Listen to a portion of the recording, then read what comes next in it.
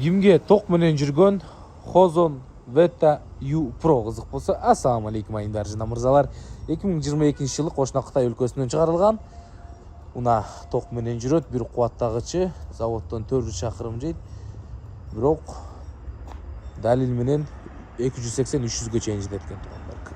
Жайында кондерлор менен, салкындаткычтар менен ушундай чакырымга чейин жетип жатыптыр. Кышкы дөңгөлөктөрдө даяр уна. Ичи кара булгарыдан, булгарлары сапаттуу, эбе килемчилер төшөлгөн. Ачкычсыз атса да болот. Сыналгысы арткы көзөмөлү менен өткөрмө окутучасы өзү которду 264 000 чакырымга жетет деп көрсөтүп турат туугандар.